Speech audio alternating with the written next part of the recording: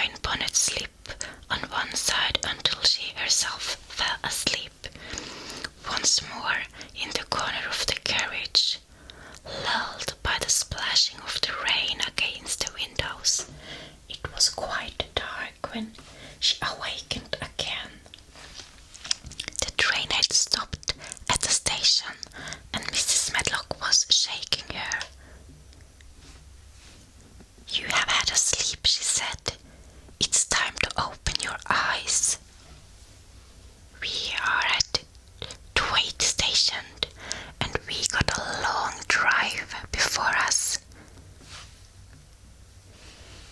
Mary stood up and tried to keep her eyes open while Mrs. Medlock collected her parcels. The little girl did not offer to help her because in India, native servants always picked up or carried things, and it seemed quite proper that other people should wait on one. The station was a small one, and nobody but themselves seemed to be getting out of the train.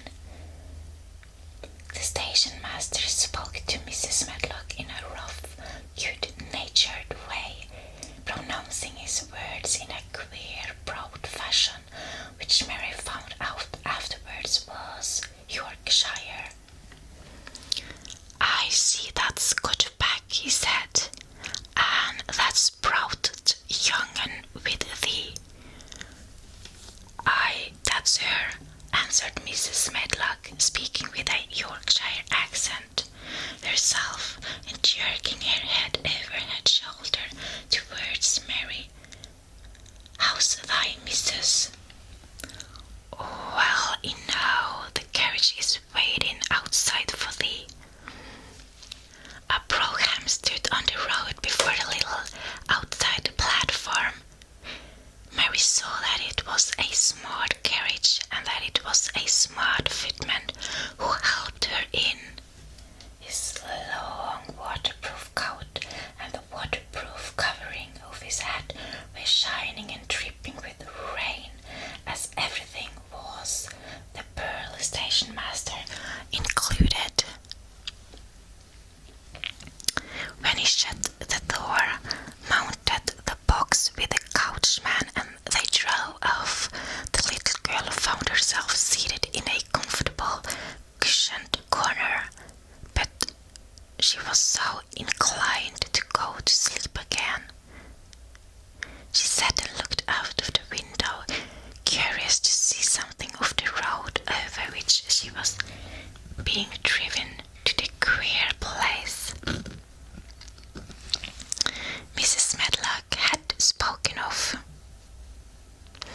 She was not at all a timid child, and she was not exactly frightened, but she felt that there was no knowing what might have happened in a house with 100 rooms, nearly all shut up, a house standing on the edge of a moor.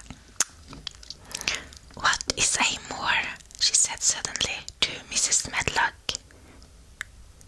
"Look out of the window in about 10 minutes and you'll see," the woman answered. "We've got to drive 5 miles across Missel Moor before we get to the manor. You won't see much because it's a dark night, but you can see something."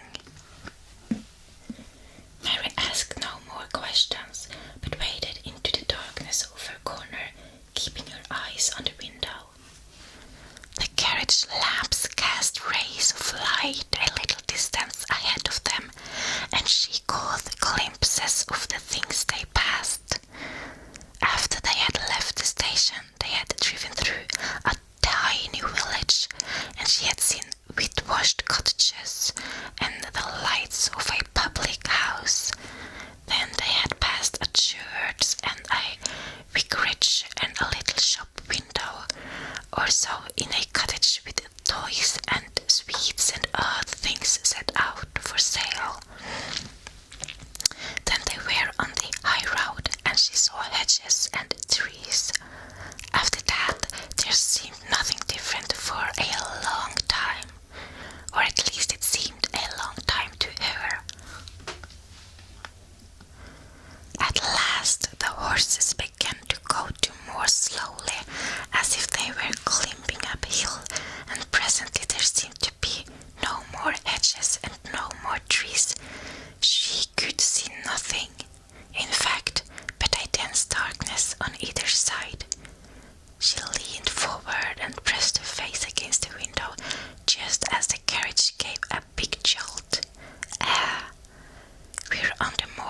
sure enough, said Mrs. Medlock.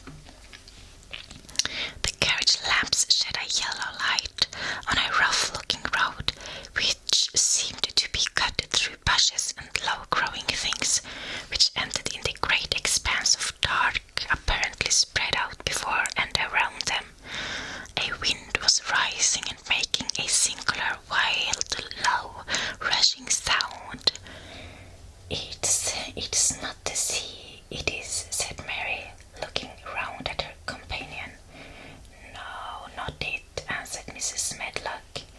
Nor isn't the fields nor mountains, it's just miles and miles and miles of wild land that nothing grows on but heather and gorse and broom, and nothing lives on but wild ponies and sheep. It feels as if it might be the sea, if there were water on it, said Mary. It sounds like the sea just now. That's the wind blowing through the bushes, Mrs. Medlock said. It's a wild, dreary enough place to be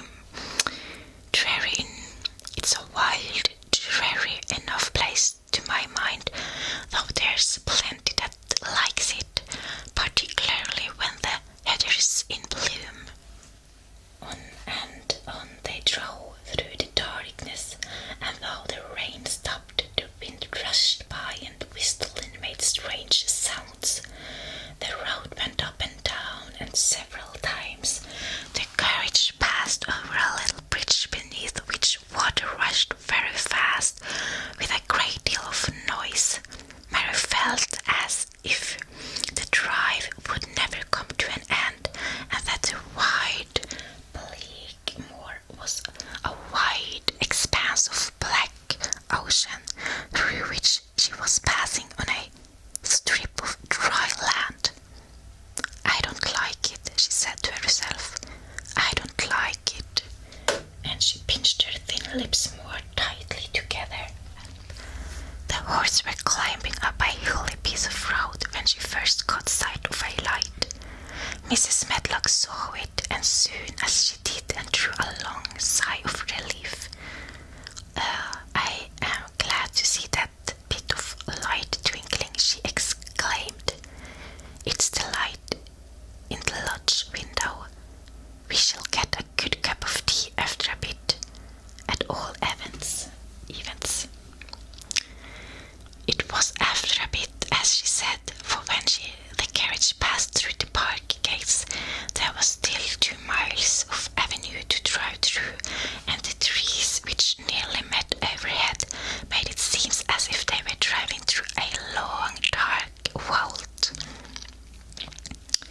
They drove out of the vault into the clear space and stopped before an immensely long but low-built house which seemed to ramble round a stone court.